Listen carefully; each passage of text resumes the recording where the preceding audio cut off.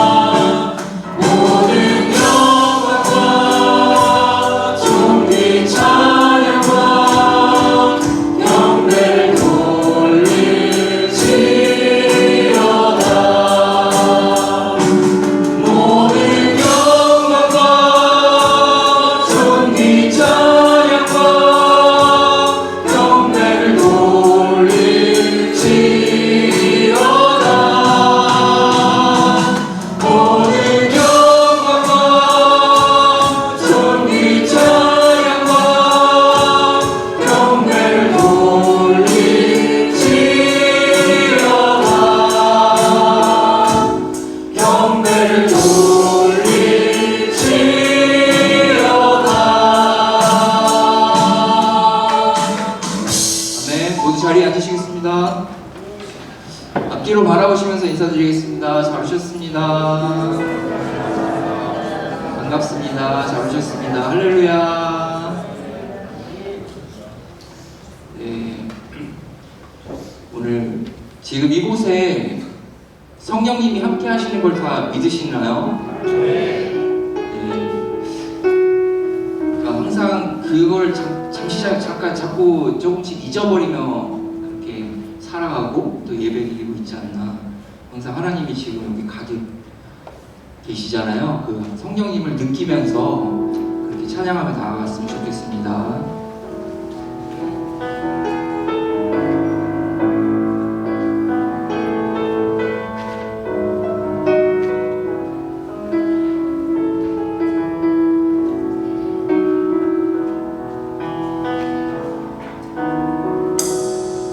따스한 성령님 마음으로 보내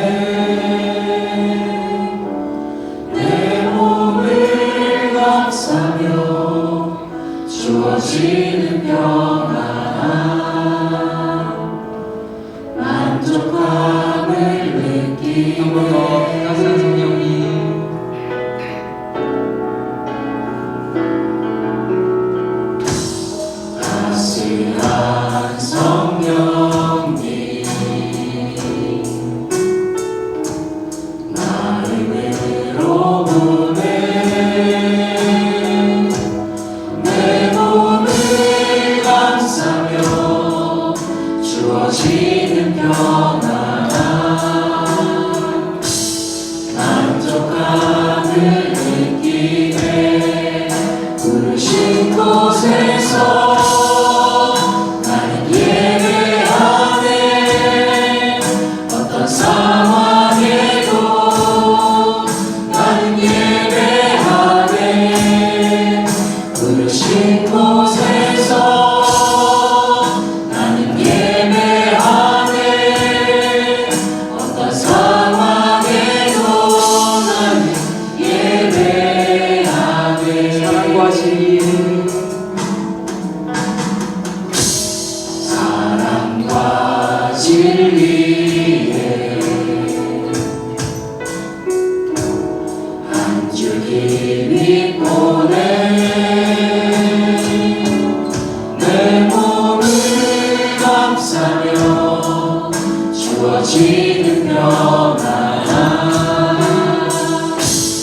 그 사랑을 느끼고 부르신 곳에서 부르신 곳에서 나는 예배하네 어떤 상황에도 나는 예배하네 부르신 곳에서 나는 예배하네 어떤 상황에도 나는 예배하네 내가 걸어갈게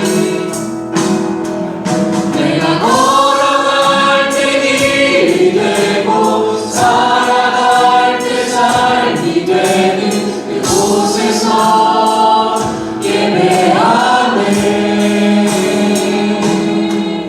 내가 걸어갈 때 길이 되고 살아갈 때 삶이 되는 그곳에서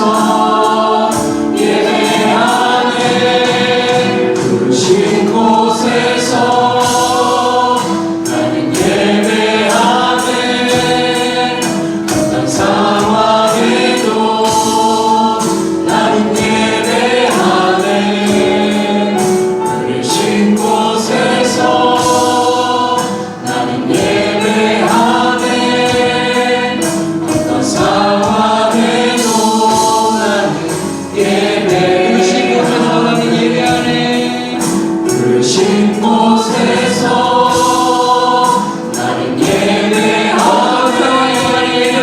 어떤 상황에도 나는 예배하네 부르신 곳에서 나는 예배하네 어떤 상황에도 나는 예배하네 어떤 상황에도 나는 예배하네 아멘. 모두 박수 치시면서 하나님을 찬양하며 나아가겠습니다.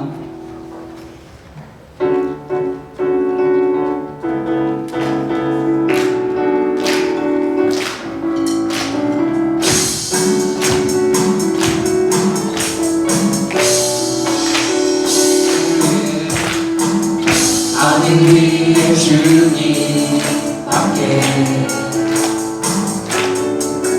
내가 사모할 자 이 세상에 없네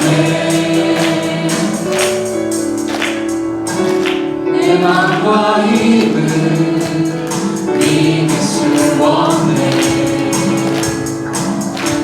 오직 한 가지 그 진리를 믿네 주는 나의 힘이요 주는 나의 힘이요 주는 나의 힘이요 영원히 주를 의지하니 주는 나의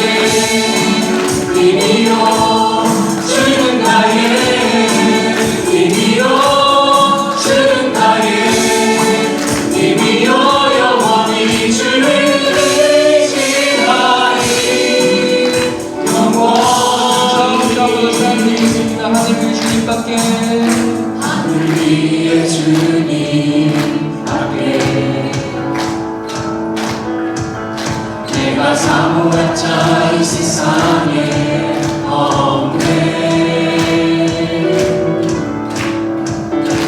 내 맘과 힘은 믿을 수 없네. 오직 한 가지 그 진리를 믿네. 주는 나의 힘이요, 주는 나의 힘이요, 주는 나의 힘이요, 영원히 주를 의지하니. 주는 나의 힘이요, 주는 나의 힘이요, 주는 나의 힘이요, 영원히 주를 의지하니. 주는 나의 힘이요, 주는 나의 힘이요, 주는 나의 힘이요, 영원히 주를 의지하니.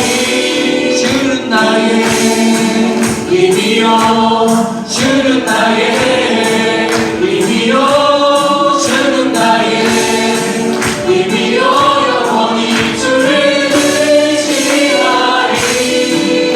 영원히. 아멘. 계속해서 박수 치시면서 첫사랑이신 예수님을 찬양하며 나아가겠습니다.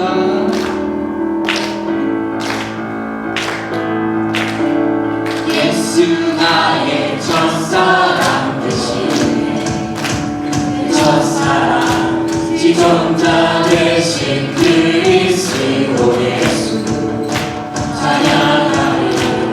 보좌 앞에 나의 삶이 향기로운 제사로 주께 드려지기 원하네.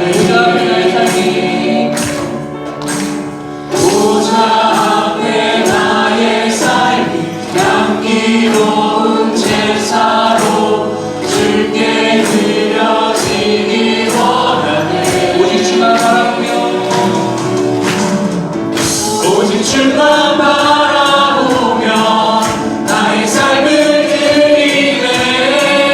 다른 길은 찾지 않으리. 아멘.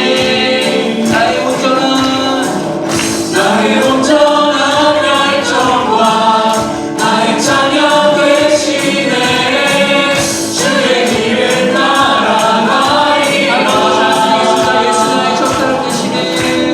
예수 나의 첫사랑 되시네. 그 첫사랑 기존자 되신 그리스도 예수 찬양하리. 보좌 앞에 나의 삶이 향기로운 제사로 주께 드려지기 원하네. 보좌 앞에 나의 삶이, 보좌 앞에 나의 삶이 향기로운 제사로 주께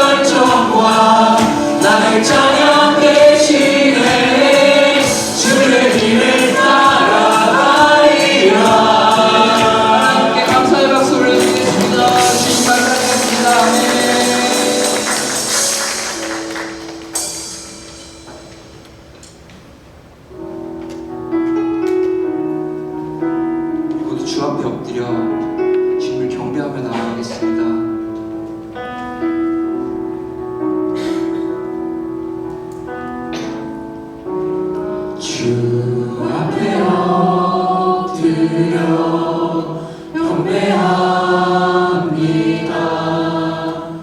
오직 주께 주 경배합니다. 다른 신 아니 오직 주께 주 앞에 엎드려 경배합니다. 주 앞에 엎드려 경배합니다. 오직 주께 주 경배합니다. 다른 신 아니 오직 주께 나의 모든 산들 나의 보좌 모두 다 내려놓고 주 앞에 엎드려 경배합니다.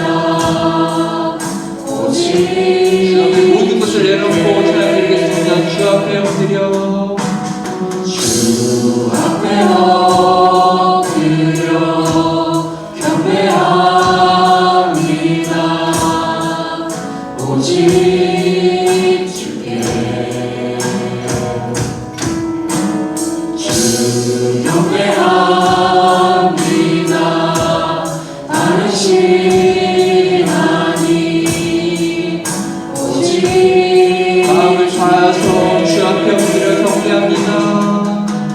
주 앞에 엎드려 경배합니다. 오직 주께 주 경배합니다. 다른 신 아니 오직 주께 나의 모든 우상들 나의 모든 우상들 나의 보좌 모두 다 내려놓고 나의 모든 우상들 나의 모든 우상들 나의 보좌 모두 다 목소리로 나의 모든 우상들을 내려놓습니다. 나의 모든 우상들 나의 보좌 모두 다 내려놓고 주 앞에 엎드려 경배합니다. 오직 주께 아멘. 주님 앞에 엎드려서 주님을 경배하고 찬양하며 예배합니다. 우리의 이 찬양과 우리의 예배를 기쁘게 받아 주시옵소서. 우리의 예배를 위하여 기도로 나아가겠습니다. 네, 전호적이신 하나님 인사빌까지 사랑합니다. 축복합니다. 잘하셨습니다. 네, 이제 함께 우리 전호적이신 분 축복하며 나아가기 원합니다. 손을 내밀어서 함께 축복하기 원합니다. 주님 너를 항상 인도하시리. 함께 서로를 바라보면서 진심을 다해서 함께 축복하기 원합니다. 주님 너를 항상 인도하시리. 내 마른 땅에서도 너를 만족시키리. 너는 물 동산 가운데도 마르지 않는 새 밭들이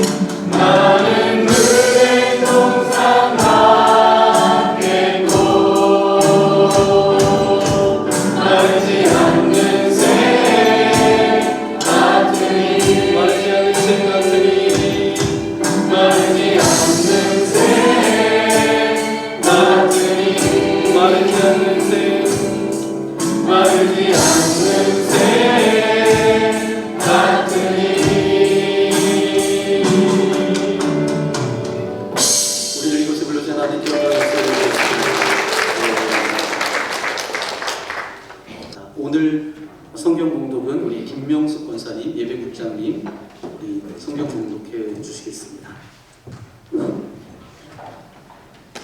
모두 제자리에 나서서 하나님 말씀을 받겠습니다. 오늘 주신 하나님의 말씀은 사도행전 13장 1절에서 3절 말씀입니다. 안디옥 교회의 선지자들과 교사들이 있으니 곧 바나바와 니게르라 하는 시몬과 구레네 사람 루기오와 분봉왕 헤롯의 젖동생 마나엠과 사울이라. 주를 섬겨 금식할 때에 성령이 이르시되 내가 불러 시키는 일을 위하여 바나바와 사울을 따로 세우라 하시니 이에 금식하며 기도하고 두 사람에게 안수하여 보내니라.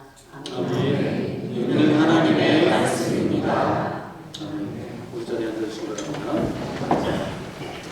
네, 사도행전 말씀을 계속 여러분과 함께 나누고 있습니다. 오늘은 사도행전 36번째 말씀, 사도행전 13장 1절부터 3절까지 말씀을 가지고 우리 제목을 함께 고백해 볼까요? 다시 안디옥 교회를 꿈꾸며. 아멘. 우리처럼 만나교회 믿음의 공동체가 안디옥 교회처럼 그렇게 아름다운 믿음의 공동체가 되어지기를 소망합니다. 저와 여러분이 이 땅을 살아가면서 우리 삶의 질을 결정하는 여러 가지 환경들이 많이 있습니다. 예를 들면 가정입니다. 내가 태어난 가정, 어떤 부모님 밑에서 태어났는가, 그것이 내 삶을 결정하는데 굉장히 중요하다라는 것. 그 다음에 내가 태어난 시대, 어떤 시대에 태어났는가, 그리고 내가 속한 직장, 어떤 직장에 내가 다니고 있는지. 그런데 이런 모든 것들과 비교해서 결코 뒤지지 않을 만큼 내 삶 가운데 굉장히 중요한 것 중에 하나가 바로 뭔가 하면 교회입니다. 여러분 동의하시나요? 네. 그런데 참 안타까운 것은 뭐냐 하면 우리가 이 땅을 살아가면서 너무 중요한 것들은 대부분 우리의 힘으로 어쩔 수 없는 것들이라는 거죠. 이것이 사실 굉장히 안타까운 일이에요. 내가 그런 부모님 밑에서 태어나고 싶어서 태어났나요? 태어나 보니까 그분이 내 아버지래요. 그분이 내 어머니래요. 그런데 그분의 모든 됨됨이와 그 모든 조건들이 내 삶에 너무 결정적인 영향을 그렇게 받았잖아요. 내가 그런 시대에 태어나고 싶어서 태어났나요? 태어나 보니까 1940년대 나라 없는 시대에 전쟁을 겪고 가난을 겪습니다. 국가도 마찬가지예요. 내가 선택한 것이 아닙니다. 내 삶에 굉장히 중요한 것들을 선택해야 되는데 내가 선택할 수 없었다는 것, 이것이 우리의 삶 가운데 힘든 것 중에 하나입니다. 그러면 우리가 만들 수 있는 것이 있습니다. 바로 교회입니다. 주님께서 이 사실을 오늘 말씀을 통해서 우리에게 알려주고 계시는데, 교회는 우리의 삶의 질과 내용을 결정하는 데 있어서 정말 중요한 것인데, 그런데 교회는 누가 만들 수 있다고요? 내가 만들 수 있다고요. 우리가 만들 수 있다는 것입니다. 여러분 이제 5월달이 되면, 이제 5월 21일이 되면 무슨 날인 줄 아세요? 네, 저희 교회 생일입니다. 그러면 여러분 20년이 됐습니다. 숫자 20이라는 숫자는 성인이 되는 나이를 가리킵니다. 상징하죠. 이제 어린 시절을 지나서 이제 성숙되어지고 책임질 수 있는 그런 시기를 의미하기도 합니다. 그런 의미에서 우리 교회가 지난 시간 여러 가지 시간들을 보내왔지만 이제 더욱더 성숙한 공동체로 나아가야 될 때가 되었다. 아멘? 아멘. 네. 그래서 이제 여러분에게 제가 묻고 싶습니다. 여러분의 마음속에 어떤 교회의 모습이 그려지고 있습니까? 여러분은 어떤 교회를 꿈꾸고 계십니까? 여러분 속에는 어떤 교회의 꿈이 있습니까?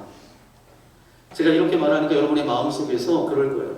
꿈이야 목사님이 꾸셔야지 우리는 그냥 따라가면 되는 거 아닌가요? 아닙니다. 꿈은 저만 꾸는 것이 아니라 여러분도 꾸셔야 돼요. 전 여러분들이 꿈꿀 수 있도록 도와주는 사람입니다. 여러분들은 꿈을 꾸셔야 됩니다. 꿈을 꾸지 않으면 그 꿈을 이루는 방향으로 나아갈 수가 없는 거죠.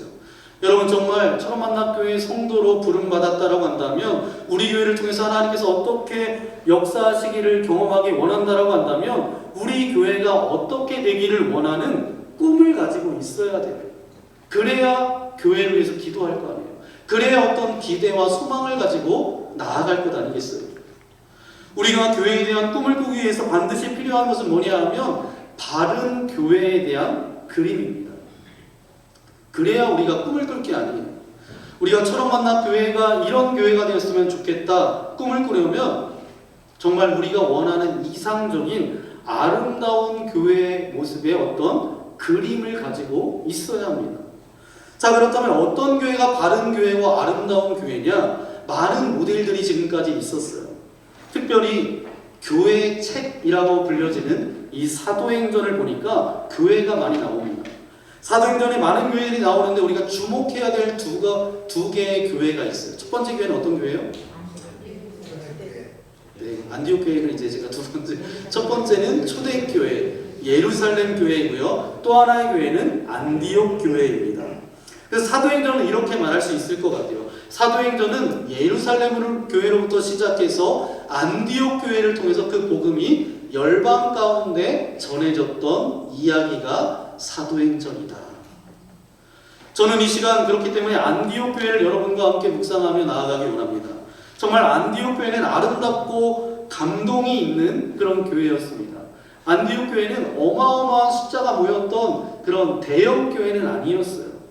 물론 사도행전 11장 24절 말씀에 보니까 이에 큰 무리가 더하더라 이런 말은 나오지만 그 당시 시리아 안디옥 상황이나 그때 유대인들의 상황을 보면 그냥 몇백 명 정도이지 수천 명, 수만 명의 대교회는 대형 교회는 아니었습니다.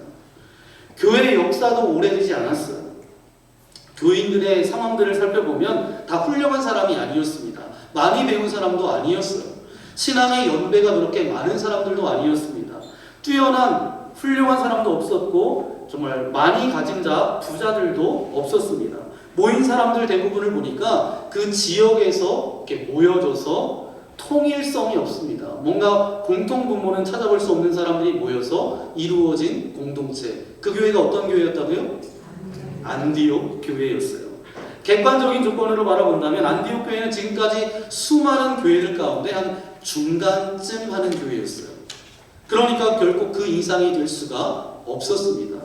객관적인 조건을 놓고 본다면 우리 한국 사회에서도 그냥 중간 정도 되는 교회예요. 그런데 그 모든 것들 가운데 이제 저들이 모이기 시작했다라는 거죠. 별로인 교회가 아름다운 교회가 된 것입니다. 그러면 이 말씀을 통해서 우리가 뭘 알 수 있죠? 바로 이것이 교회의 가능성을 말하고 있는 것입니다. 바로 그것이 교회의 신비이고 아름다움이에요. 어떤 사람이 모인다 할지라도, 별 볼 일 없는 사람들이 모인다 할지라도 교회가 되기 시작하면 그 모든 것들 가운데 하나님의 아름다운 작품이 이루어진다는 사실. 이게 바로 교회의 신비입니다. 여러분, 가만히 우리 자신을 들여다보면 우리는 그렇게 대단한 사람들이 아닙니다. 참 많이 부족한 사람들이죠. 지나온 시간들을 되돌아보면 많이 깨어지고 상처를 입고 그 상처를 가지고 그렇게 살아갑니다. 누구에게나 흠집난 이야기 하나쯤은 다 가지고 살아가고 있습니다. 또 어떤 때는 성격 결함 때문에 스스로도 실망하기도 합니다. 왜 나는 이런 것 하나 제대로 못할까? 그런 생각을 해본 적이 한두 번이 아닐 거예요. 어떤 때는 자기 자신 하나 제대로 추스리지도 못할 만큼 우리는 그렇게 연약한 사람입니다. 우리의 마음속에 실패의 기억이 있습니다. 잘해보려고 했지만 잘 되지 않았던 경험, 다시 시작하려고 했지만 또 넘어졌던 기억들이 우리 인생 가운데 있지요.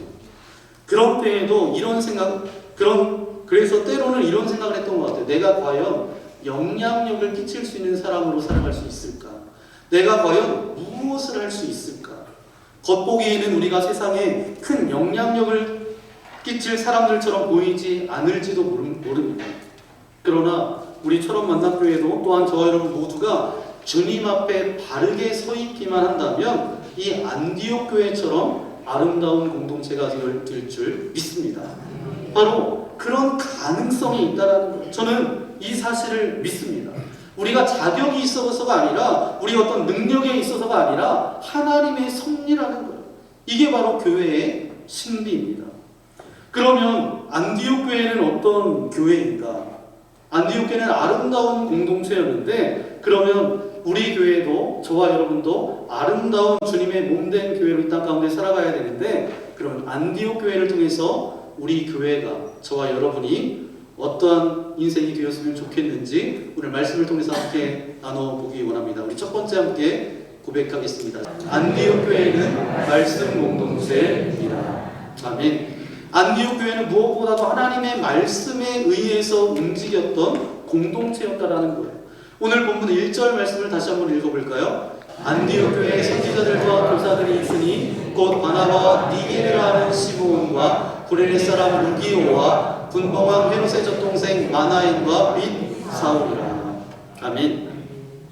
여기 보니까 안디옥 교회에 누가 있었다는 거예요? 선지자들과 교사들이 있으니. 안디옥 교회의 리더십을 말씀하고 있는 거죠. 안디옥 교회의 리더십을 말씀하면서 성경은 뭐라고 말하고 있냐 하면 당회장이 있었다, 중직자가 있었다, 그렇게 말하지 않고 안디옥 교회는 선지자들과 교사들이 있었다, 그렇게 말하고 있습니다. 여러분, 선지자가 뭐죠? 네, 하나님의 음성을 듣고 그대로 말해주는 사람이 선지자입니다. 그럼 교사는 누구죠? 하나님의 말씀을 받아가지고 잘 풀어주는 사람이 누구예요? 교사예요. 선지자들과 교사들 다 자기 말을 하지 않습니다. 하나님의 말씀을 전하는 자들입니다. 이것이 바로 안디옥 교회의 리더십이었다라는 거예요. 그렇기 때문에 안디옥 교회는 말씀 공동체였어요. 사람의 지식이나 생각이나 어떤 권력으로 좌지우지되는 교회가 아니라 주님의 말씀에 의해서 움직여 나가는 교회. 그 교회가 어떤 교회였다고요? 안디옥 교회였습니다. 말씀 공동체. 여러분, 교회들마다 정말 아름다운 교회는 말씀이 그 교회를 이끌어가는 교회가 제일 아름답습니다.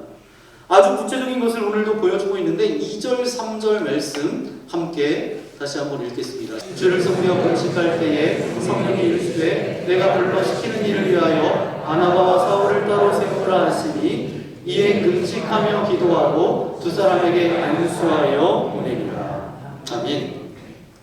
안디옥 교회가 어떤 중요한 일들을 결정할 때 행해졌던 과정들을 말씀해주고 있는데, 그런데 기가 막힌 것은 누가 시작했느냐? 누가 시작했어요? 성령님이 시작하셨어요.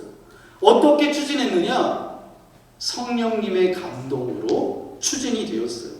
기도하는 중에 성령님께서 알려주신 거죠. 교회 성도들 안에 동일한 마음을 부어주셨다라는 거예요.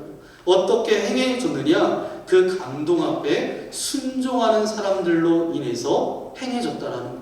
이게 바로 아름다운 교회입니다.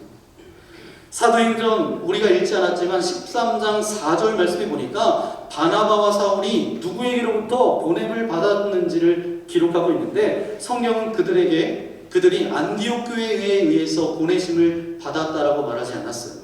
성경은 분명히 말합니다. 4절 말씀, 두 사람이 성령의 보내심을 받아. 두 사람이 누구의 보내심을 받았다고요? 성령 하나님의 보내심을 받아서 떠났다는 거예요. 어떤 사람의 필요에 의해서, 어떤 사람의 욕구에 의해서, 어떤 사람의 생각과 편법과 방법을 가지고 그래서 만들어진 것이 아니라 그 교회에서 결정되는 모든 일들이, 그 동기부터 그 과정도 모든 것들이 성령님께서 행하셨다라는 것. 말씀이 끌고 나가는 말씀과 계시의 공동체였다라는 뜻입니다. 저는 우리 공동체가 말씀 공동체가 되어지기를 소망합니다. 말씀이 움직였던 교회, 그 교회가 어떤 교회였다고요? 안디옥 교회. 그 교회는 아름다운 교회였어요. 우리 교회도 안디옥 교회와 같은 복된 교회가 되어지기를 소망합니다. 두 번째, 안디옥 교회는 아름다운 공동체였는데 우리 두 번째 함께 고백하겠습니다. 안디옥 교회는 조화 공동체입니다. 아멘. 안디옥 교회 리더십을 말하면서 좀 전에 선지자들만이라고 하지 않고 교사들만이라고 하지 않고 선지자들과 교사였다라고 그렇게 말하는 것에 우리가 주목할 필요가 있습니다. 리더십을 말하면서 선지자들과 교사들이라고 말하는 것은 무슨 의미냐? 영성과 지성이 균형이 있었다는 거예요. 안디옥 교회는 영적인 것과 지식적인 것이 기가 막히게 균형을 이룬 교회라는 거죠. 이게 바로 아름다운 교회입니다. 이 아름다운 균형이 2절에 나오고 있는데, 주를 섬겨 금식할 때에 성령이 이르시되 내가 불러 시키는 일을 위하여 바나바와 사울을 따로 세우라 하시니.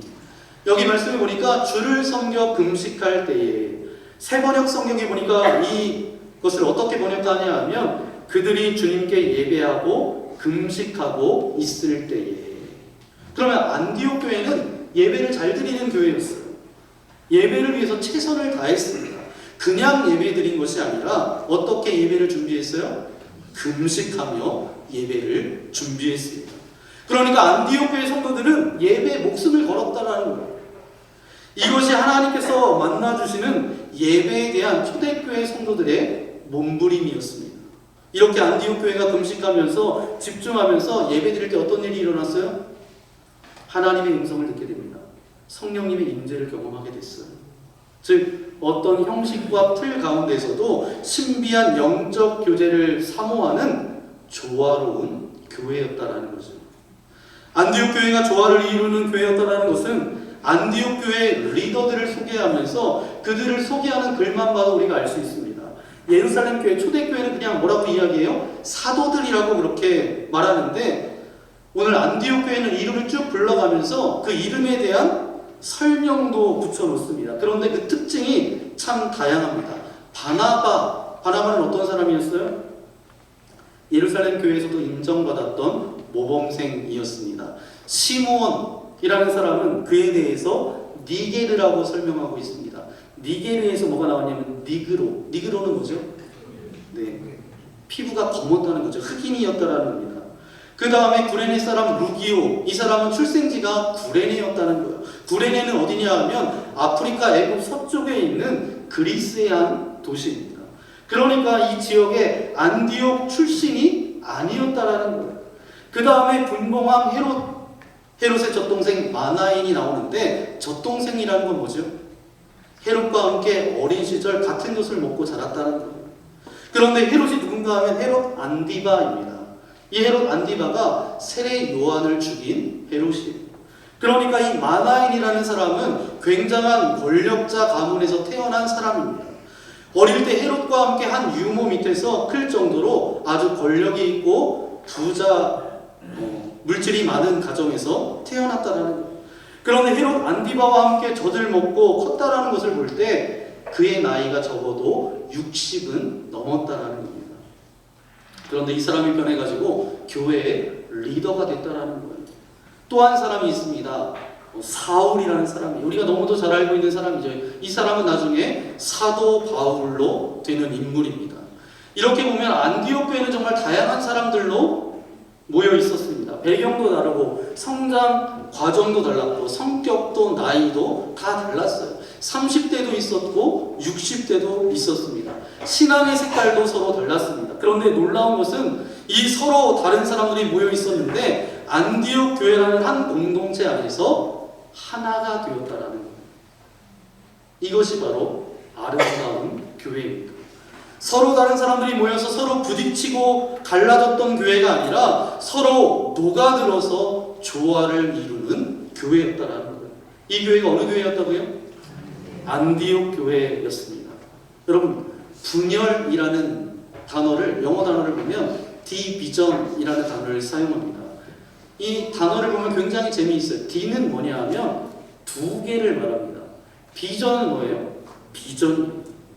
비전이 두 개가 되면 분열된다라는 겁니다.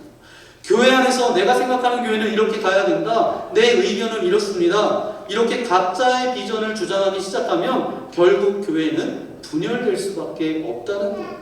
그래서 교회는 내 생각을 말하는 곳이 아니라 하나님의 뜻을 찾는 곳이 되어져야 합니다. 이제 올해 철원 기독교 역사 편찬을 하고 있는데 이제 그 역사책이 올해 나온다고 합니다. 물론 이제 작년에도 나온다고 했는데 계속 개봉받고 하는데 아직도 안 나왔어요. 올해도 나온다고 하는데 나올지 모르겠습니다. 철원 기독교 역사책을 편찬하기 위해서 이제 한 분을 모셨는데 감리교신학대학교의 교수님이셨던 이덕주 교수님을 모셨어요.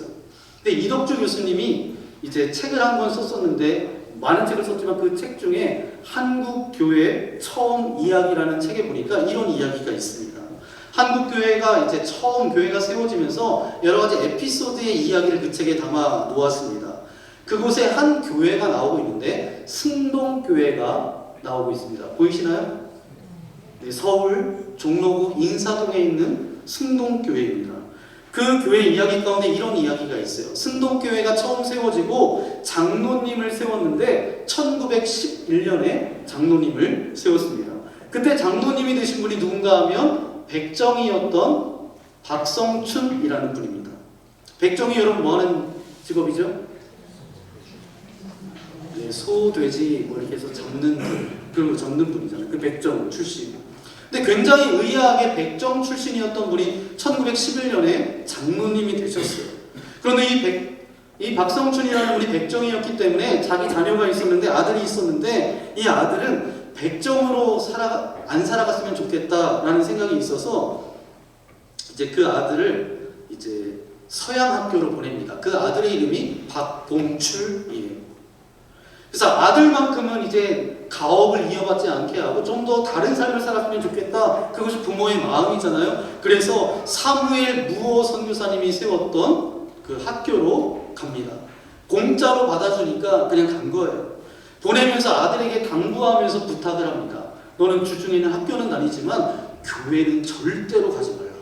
뭐예요? 학교 가서는 공부는 하지만 믿지는 말아라. 그렇게 얘기한 거예요. 그러면서 학교를 보냈습니다. 그러던 중에 아버지 박성춘이 콜레라에 걸립니다.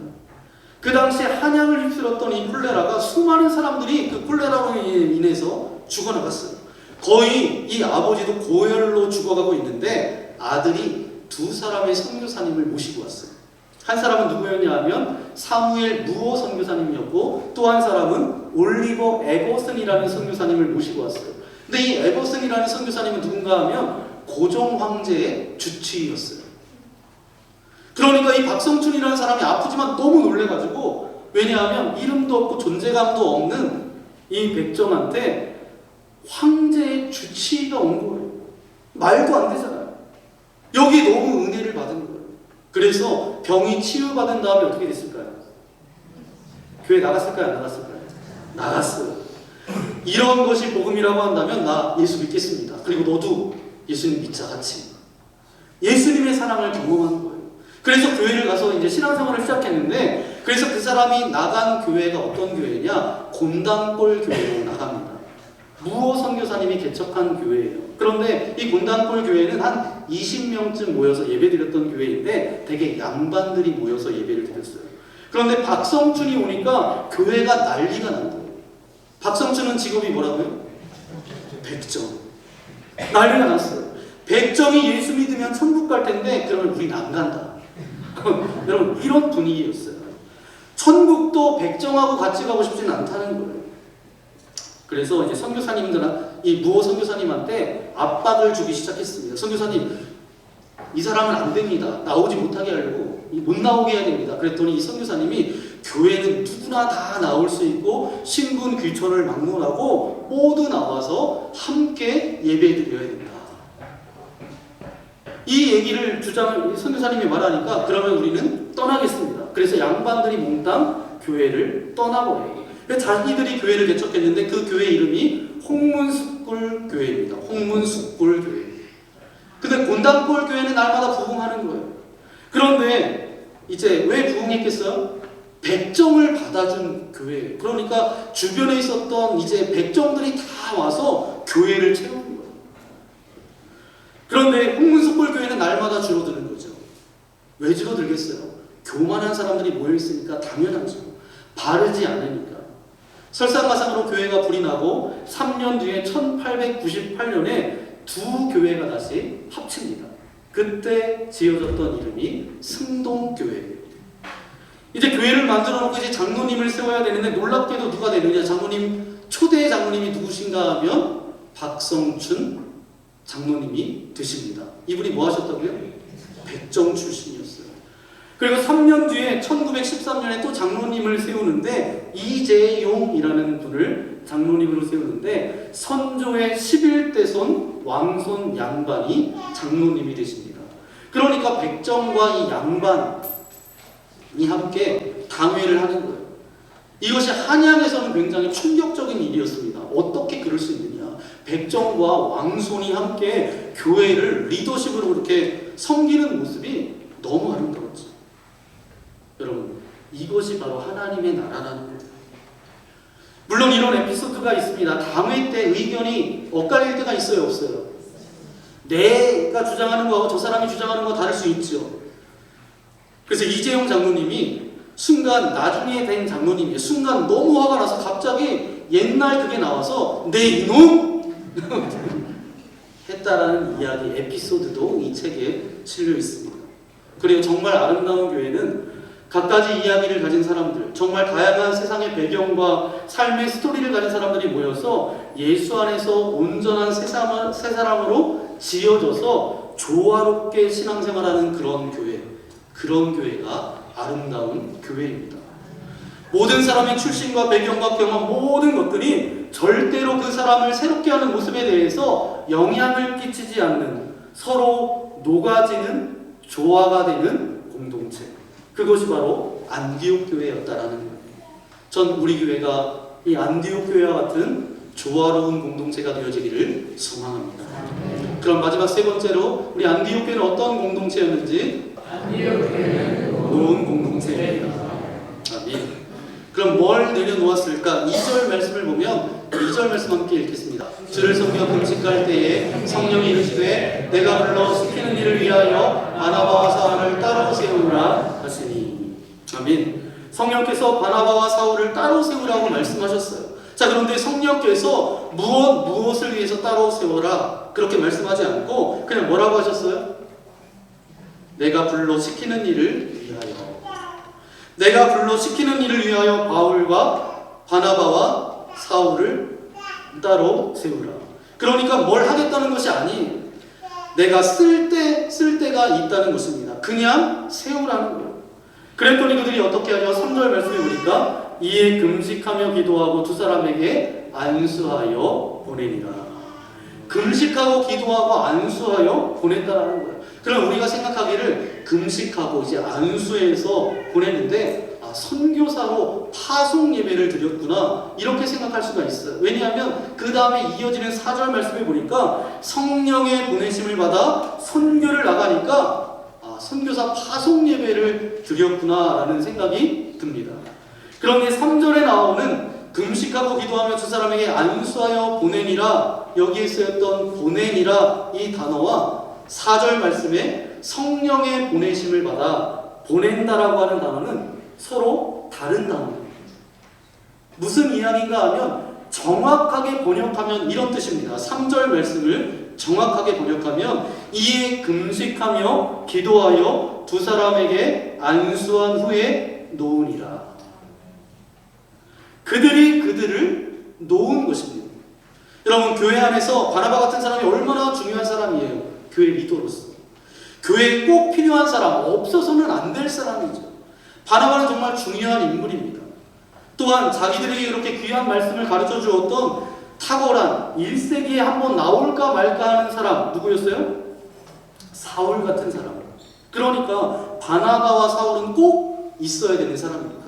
바나바와 사울이 없으면 교회가 잘 돌아가지 않을 것 같아요. 그런데 어느 날 성령 하나님께서 말씀하십니다. 바나바와 사울을 따로 세워 내가 시키는 일을 하게 하라. 그때 안디옥 교회가 어떻게 했어요? 성령께서 놔라 하니까 놓았습니다. 바로 여기 아름다운 교회의 모습이 있습니다. 여러분, 놓을 줄 아는 교회가 아름다운 교회입니다. 사람을 붙잡고 놓지 못하는 교회, 자기의 것을 움켜쥐는 교회는 아름답지 않아요. 그런데 교회가 전통을 움켜쥐기 시작하고 명성을 움켜쥐기 시작하고 건물을 움켜쥐기 시작하고 어떤 것이든 자기 것이라고 붙들기 시작한다면 그 교회는 점점 아름다움을 상실하게 된다는 것. 정말 중요한 것은 뭐죠? 성령 하나님께서 말씀하실 때 놓을 수 있어야 된다는 것. 이것이 교회의 영적 성숙의 중요한 기준이 된다는 것입니다.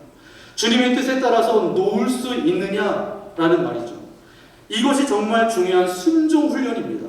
그때 교회가 아름다워지기 시작한다는 것. 자기 전통, 자기 생각, 자기 고집을 놓기 시작할 때, 자기 판단과 편견을 놓기 시작할 때, 그때 아름다워지는 것이죠. 저는 이런 생각을 해봤습니다. 20년 전에 처럼 만난 교회가 없었을 때 과연 누가 이 교회를 꿈꾸었을까? 이런 질문을 한번 해봤어요. 처럼 만난 교회를 가장 먼저 꿈꾸신 분은 누구일까요? 네. 저는 믿습니다. 하나님이라고 믿습니다. 그러면 또 하나 질문을 해볼게요. 이제 20년을 맞이해가는 우리 교회를 향해서 앞으로 우리 교회가 어떤 교회가 되기를 꿈꾸시는 분은 누구실까요? 그분도 역시 주님이십니다. 하나님이세요. 그래서 저와 여러분에게 마지막으로 한 가지 그러면 질문 드리고 싶습니다. 저와 여러분이 이 땅에 태어나기도 전에 하나님께서 우리에게 생명을 지으실 때 우리 각 사람을 향해서 꿈을 가지셨던 분은 누구실까요? 바로 하나님이십니다. 그렇다면 여러분 스스로 대답해 보세요. 우리는 지금 그 하나님의 꿈대로 살아드리고 있습니까? 저는 가끔 그래서 기도할 때 뭐 구해서 도와달라는 기도보다는 가끔 회개 기도를 많이 합니다. 하나님께서 꿈을 가지고 저를 지으시고 저를 사역자로 부르시고 저를 목회자로 부르셨는데 그 꿈대로 살지 못하고 있습니다. 그럴 때마다 하나님 앞에 엎드립니다. 하나님 죄송합니다. 하나님 송구합니다. 다시 일어나게 해주세요. 다시 넘어져 있지만 다시 일어나서 주님의 사명 가운데 아름답게 쓰임받을 수 있도록 나와 함께 해주세요. 여러분, 그러나 감사한 게 있어요. 하나님께서는 저와 여러분을 향하신 꿈을 아직 버리지 않으셨다라는 사실입니다. 사람들은 수십 번 실패할 수 있어요. 넘어질 수 있습니다. 그러나 하나님은 여전히 저와 여러분을 향한 꿈을 가지고 계십니다. 왜냐하면 하나님은 저와 여러분을 하나님의 영광을 위해서 쓰시려고 지으셨기 때문이에요. 우리 옆에 있는 분하고 함께 깨워서 한번 인사 나눠볼까요? 하나님이 아직도 당신에게 기대하고 계십니다.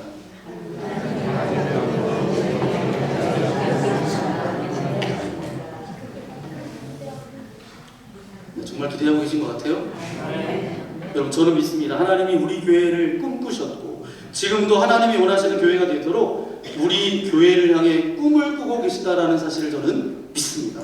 마찬가지예요. 저와 여러분도 먼저 그리스도로 하나님의 자녀로 삼아주셨는데 저와 여러분을 향해서 꿈꾸시는 것이 분명히 있어요. 기대하시는 것이 있어요. 소원하는 것이 있어요. 누가 소원하고 계세요? 하나님이 소원하고 계신다는 거예요. 그러면 정말 우리 초록만납교회가 안디옥 교회와 같은 교회가 될 수 있을까요? 정말 이 시대 속에서 주님께서 원하시는 교회, 주님의 가슴 속에 있었던 그 꿈을 이루는 교회가 우리 교회를 통해서 이루어질 수 있을까요? 이 시대를 변화시키며 하나님 앞에 아름다운 삶을 드리는 교회가 과연 우리 교회를 통해서 세워질 수 있을까요? 여러분, 어떻게 생각하세요? 저는 믿습니다. 우리가 완전해서가 아니에요. 우리가 능력이 있어서가 아닙니다.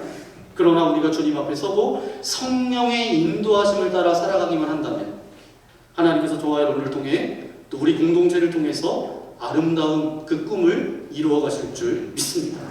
그래서 저는 믿습니다. 하나님께서 우리 초록만납교회를 통해서 이 시대를 향한 하나님의 뜻을 이루어 가실 것을 믿습니다. 또 하나, 우리 각 사람 한 사람을 통해서 하나님의 꿈을 이루어 가실 줄 믿습니다. 여러분, 안디옥 교회처럼 우리 교회가 말씀 공동체로, 말씀과 조화로운 또 공동체로, 또 성령 하나님께서 말씀하실 때 뭔가 내려놓을 수 있는, 놓을 수 있는 그런 공동체가 되어지기를 소망합니다. 이것은 단순한 교회를 향한 말씀뿐만 아니라 이 땅을 살아가는 그리스도인인 저와 여러분에게도 동일한 말씀입니다. 무엇보다도 여러분, 말씀이 여러분의 삶을 이끌어가기를 소망합니다. 아멘. 성령 하나님께서 말씀하여 주실 때마다 그 음성에 순종하며 나아가는 저와 여러분 되어지기를 소망합니다. 또 한 가지, 각자 다르고 다 다르지만 서로 조화롭게 나도 녹아지고 저 사람도 녹아지고 그래서 성령 안에서 하나가 되어지는 아름다운 그런 성도의 기쁨도 맛보아지는 저와 여러분 모두가 되시기를 예수님의 이름으로 간절히 축원합니다. 이 시간 함께 기도하기 원합니다. 주님 감사합니다. 하나님께서 기뻐하셨던 아름다운 교회 안디옥 교회 이야기를 통해서 말씀과 성령이 균형 잡혔던 공동체였고, 서로 다름에도 복음 안에서 조화로웠던 공동체였고, 하나님의 인도하심 가운데 순종하기 위하여서 놓을 수 있었던 공동체였습니다. 우리처럼 만나교회가 안디옥 교회와 같은 공동체 되어질 수 있도록 함께하여 주옵소서. 주님께서 원하시는 꿈과 소망을 이루어드리는 공동체가 되어질 수 있도록 동행하여 주옵소서. 우리도 바나바처럼 사울처럼 또 그 성도들이 아버지는 서로가 서로를 주장하지 않고 서로 녹아지며 하나가 되어져서 믿음의 공동체를 세워갔던 것처럼 우리도 불러주신 이 공동체 안에서 서로 녹아지게 하시고 서로 섬기게 하시고 서로 성령 안에서 하나 되어지는 그런 믿음 생활을 할 수 있도록 우리와 함께 해달라고, 우리 교회가 안디옥 교회 같은 교회로 세워달라고, 쓰임받게 해달라고 이 시간 주여 한번 부르고 함께 기도하겠습니다. 주여! 우리 같이 아버지 하나님 감사합니다. 우리를 이곳으로 불러주시고 인도하여 주신 아버지 하나님 감사합니다. 안디옥 교회처럼 우리처럼 만나교회 믿음의 공동체도 말씀 공동체로 아버지 하나님 놓은 공동체로 아버지 하나님 우리를 사용하여 주시고 인도하여 주옵소서. 아버지 하나님 조화를 이루는 공동체가 되어지기를 소망합니다. 각자 서로 다르지만 서로 다름 때문에 갈등과 분열이 일어나지 않게 하여 주시고 서로 성령 안에서 하나 되어지며 하나님의 말씀 앞에 순종하며 나아가는 믿음의 공동체가 되어질 수 있도록 역사하여 주옵소서. 우리를 주님의 자녀 삼아주신 아버지 하나님 감사합니다. 무엇보다도 하나님의 말씀에 의해서 다스림받게 하여 주시고 우리의 모든 부분들이 말씀 안에서 아버지 하나님 녹아지게 하시고 깨뜨려지게 하여 주시고 서로가 서로를 위하여서 이제 아버지 하나님 함께 할 수 있는 그런 공동체를 세워갈 수 있도록 우리와 함께하여 주옵소서. 성령 하나님께서 말씀하여 주실 때마다 우리의 생각을 내려놓게 하여 주시고 하나님의 온전하신 뜻 가운데 쓰임받는 복된 믿음의 자들 공동체 되어질 수 있도록 우리와 함께하여 주옵소서. 이 모든 말씀 우리 구주 예수님의 이름으로 간절히 기도하옵나이다. 아멘. 오늘 말씀을 생각하면서 이 시간 별단의 찬양 드리기 원합니다. 교회라는 찬양인데요, 가사가 너무 감동이 되는 가사입니다. 오늘 말씀 나눴던 것처럼 안디옥 교회 같은 공동체가 우리 교회가 되어지기를 소망합니다. 그리고 하나님께서 내게 원하시는 꿈을 이루어드리는 참된 그리스도로 이 땅 가운데 살아가기를 소망합니다. 그리고 오늘 이 찬양의 가사처럼 우리 교회도 이런 교회를 이루어가게 하여 주옵소서. 우리 그런 고백을 담아서 함께 찬양하겠습니다.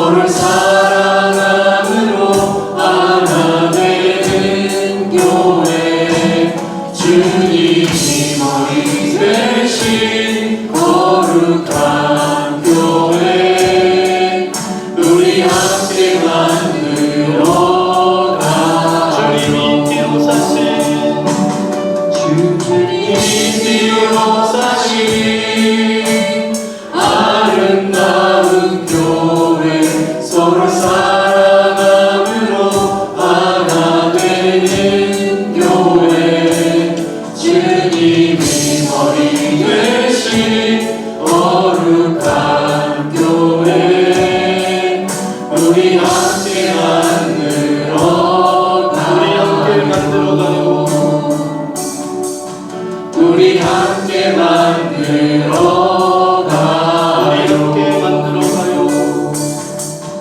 우리 함께 만들어가요. 그렇습니다. 아버지 하나님, 주님이 핏값으로 세우신 공동체에서 함께 주님을 예배할 수 있도록 인도해 주신 아버지 하나님 감사합니다. 오늘 말씀을 통하여서 다시 한번 하나님께서 꿈꾸시는 공동체가 되기를 소망합니다. 우리 교회도 안디옥 교회처럼 말씀 공동체로 또한 아버지 하나님 조화 공동체로 노인 공동체로 세워져 갈 수 있도록 함께하여 주옵소서. 무엇보다도 사람들의 어떤 주장과 논리에 왔다 갔다 하는 공동체가 아니라 하나님의 말씀에 의해서 세워지는 공동체가 되어지기를 소망합니다. 서로 각자 다른 사람, 다른 배경을 가지고 왔다 할지라도 서로가 서로를 인정하며 서로가 서로를 받아주며 아버지 하나님 조화를 이루는 공동체가 되어지기를 소망합니다. 서로 주장하다가 갈등하며 갈라지는 공동체가 아니라 서로 합력하여서 하나가 되어지는 공동체가 되어질 수 있도록 역사하여 주옵소서. 더 나아가 성령의 인도하심 가운데 말씀하실 때마다 순종하고 나의 것을 내려놓고 하나님의 말씀 가운데 다스림받는 주님의 거룩한 성도들 되어질 수 있도록 함께하여 주옵소서. 그런 아름다운 공동체 안디옥 교회가 우리처럼 만납교회 공동체가 되어질 수 있도록 함께하여 주옵소서. 그런 교회 되겠습니다. 그런 성도로 살아가겠습니다. 그 고백을 담아 귀한 물질을 주님께 올려드립니다. 기뻐 받아주시고 이 물질이 사용되는 곳곳마다 주님의 복음이 증거되어지게 하시고 교회와 믿음의 세대와 선교와 이웃을 섬기는 통로가 되게 하여 주옵소서. 드린 손길 가정 저들의 일터 사업장을 축복하여 주셔서 물질 때문에 어려움 당하지 않도록 이끌어 주옵소서. 주님, 이 시간 열방을 향해서 기도합니다. 지금 전쟁과 갈등 속에서 고통받는 수많은 사람들을 기억하여 주옵소서. 특별히 러시아와 우크라이나 전쟁 가운데 고통받는 이들을 불쌍히 여겨주시고 미국과 이란 사이의 긴장 속에서도 더 이상의 갈등과 충돌이 일어나지 않도록 주님께서 역사하여 주옵소서. 인간의 욕심과 분노로 시작된 전쟁과 폭력이 멈춰지게 하시고 하나님께서 허락하신 정의와 평화가 이 땅 가운데 이루어지게 하여 주옵소서. 전쟁으로 상처를 입은 사람들을 위로하여 주시고 눈물을 흘리는 이들에게 위로와 소망으로 함께하여 주옵소서. 주님, 이 시간 민족을 위하여서도 기도합니다. 분단된 한반도를 긍휼히 여겨주시고 특별히 북한 땅을 기억하여 주옵소서. 자유롭게 하나님을 예배하지 못하는 그 땅의 영혼들을 주님께서 붙들어 주시고 고통 가운데 살아가는 백성들을 불쌍히 여겨 주옵소서. 지하에서 눈물로 기도하는 믿음의 형제자매들을 보호하여 주시고 언젠가 이 땅의 복음의 문이 활짝 열리게 하여 주시고 이 민족 가운데 참된 평화와 화해의 날을 허락하여 주옵소서. 주님, 이 시간 우리의 연약함을 가지고 주님 앞에 나왔습니다. 여러가지 근심과 염려와 두려움과 걱정과 육체의 질병과 아픔을 가지고 나왔습니다. 하늘문을 열어주시고 주님의 능력의 손으로 안수하여 주실 때에 모든 질병은 떠나갈지어다. 모든 아픔은 사라질지어다. 두려움과 염려와 걱정들은 떠나갈지어다. 상한 마음은 회복될지어다. 지친 영혼은 새 힘을 얻을지어다. 주님께서 만지시는 곳마다 치유와 회복의 은혜가 임할지어다. 아버지 하나님, 하나님께서 함께하여 주셔서 날마다 주님의 흔적이 우리의 인생 가운데 남겨지게 하여 주셔서 날마다 살아계신 주님과 동행하는 삶 살아갈 수 있도록 우리와 함께하여 주옵소서. 이제 예배를 마치고 세상 가운데로 나아갑니다. 사순절을 보내고 있습니다.